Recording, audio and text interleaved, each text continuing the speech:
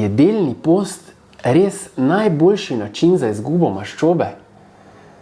Jaz sem ga pred kakšnimi 3 leti prvič poizkusil in to prav z namenom izgube maščobe in spremljanja sprememb na krvni sliki. In z rezultati sem bil navdušen. Zdaj pa poglejmo kratko, kaj vse bomo danes predelali v tem posnetku, se pravi, kako izgleda takšen delni post, kaj sploh je delni post, zakaj je smiselno spremeniti čas obrokov, kako deluje delni post in pod to zadnjo točko našteli kar nekaj pozitivnih učinkov delnega posta. Pa začnimo. Torej, kako izgleda takšen delni post? Delni post pomeni, da v bistvu del dneva omejimo naše prehranjevanje. Ponavadi začnemo z zajtrkom ob 6-7 in potem morda končamo celo zadnjim obrokom med 9 in 10 uro. To pomeni, da smo tešči mogoče 6, 8, 9 ur takrat, ko spimo. Delni post pa pomeni, da smo tešči vsaj 16 ur. In najlažji način, iz prakse govorim, je, da izpustimo zajtrk. Ja, vem, mogoče boste mnogi zdaj rekli, ja, pa zajtrk je najpomembnejši del dneva, ampak po mnogih raziskavah, ki so jih naredili v zadnjih nekaj letih, so ugotovili, da zajtrk sploh ni tako pomemben in veliko lažje ga izpustimo kot večerjo. Pa poglejmo zakaj. Se pravi, prvi razlog je, zaradi tega, ker lažje zjutraj prenesemo lakoto. Drugi razlog, ki je zelo pomemben, pa je, da je v osnovi naša občutljivost celic na inzulin zvečer boljša in obenem nas tisti obrok zvečer nasiti, nas umiri in posledično nedvomno veliko lažje spimo, kot če bi šli lačni spat. Tako da, s tem, ko omejimo čas jedenja na 8 ur in smo 16 ur tešči, dosežemo delni post. Gremo na naslednjemu koraku. Zakaj je smiselno spremeniti čas obrokov? Zato, ker s tem, ko mi omejimo čas hranjenja, kot sem rekel, bistveno izboljšamo našo občutljivost celic na inzulin. Zaradi tega, ker dolgo ne bomo ničesar jedli, inzulin, torej hormon, ki se odziva na nihanje sladkorja v krvi, ne bo prisoten.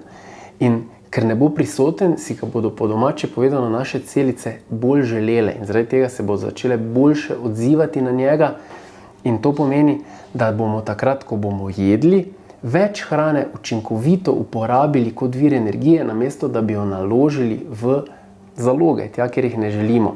Pa še nekaj. Ste vedeli, da mogoče 12 ali celo več ur prebavljamo določeno hrano? Jaz tega dolgo nisem vedel. Se pravi, če mi jemo, ne vem, da mogoče samo 8 ali 9 ur preko noči ne jemo, nikoli ne spraznimo našega prebavnega trakta, niti del našega prebavnega trakta. Kako deluje delni post? Delni post deluje tako, da mi prisilimo telo, da nekje po 12 urah nejedenja mora vzeti tisto energijo, ki jo potrebuje od nekod drugod, ker hrane ni. In ker imamo zaloge na našem telesu in ker prakticiramo delni post, ki, kot smo rekli, izboljša občutljivost celic na inzulin, naše telo prične z uporabo maščobe kot vira energije in to maščobe iz našega telesa in to si želimo. In to samo nekje 4 ure. Tako deluje delni post.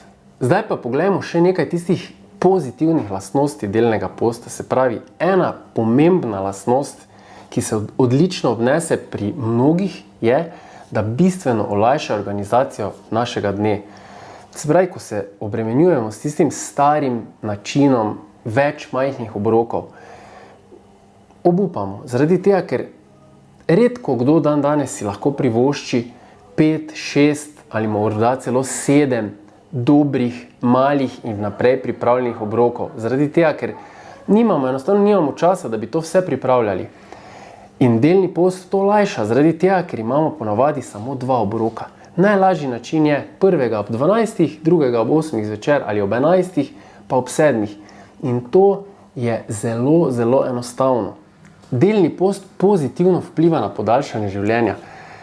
En kup raziskav delajo v zadnjih časih na to, kaj in kako narediti, da bomo čim dlje živeli in zraven genetike, zraven nekih zdravil, ki so ugotovili, da pozitivno delujejo, je nekako potrjeno, da stradanje podaljšuje življenje in delni post je v bistvu trik, s katerim prelisičimo telo, da stradamo. Čeprav vsak dan jemo, ampak vsak dan ga postavimo v eno krajše obdobje stradanja.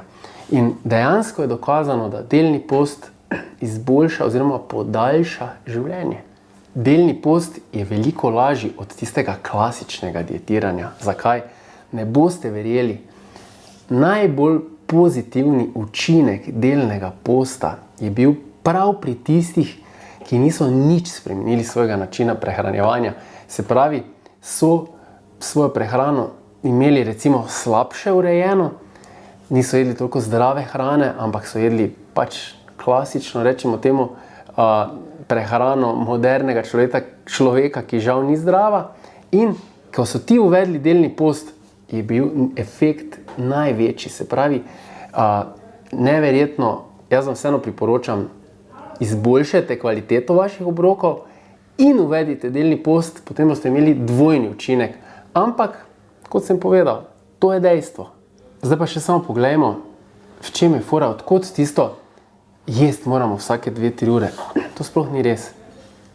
To izhaja iz tistega prepričanja, ker so pač ugotovili, da za sladkorne bolnike je zelo pomembno, da jejo na 2-3 ure zaradi tega, da imajo čim bolj stabilno raven krvnega sladkorja. Ampak to je zaradi tega, ker sladkorni bolniki nimajo mehanizma, ki uravnava krvni sladkor.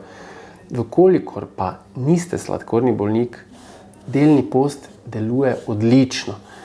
In primer še poglejmo. Se pravi, jaz vedno priporočam, da na tešče pojemo sadje. Se pravi, če že imate radi sadje, ga pojejte na začetku, mogoče pol ure pred tistim prvim obrokom in potem si ga pač prilagodite tako, kot vam najbolj ustreza. Se pravi, če ste v službi, če imate malico recimo ob 11. uri, pač naredite tako, da je prvi obrok ob 11. In potem enostavno pogledate, kdaj je 8 ur od tega, se pravi, po 8 urah od začetka prvega obroka se mora končati zadnji.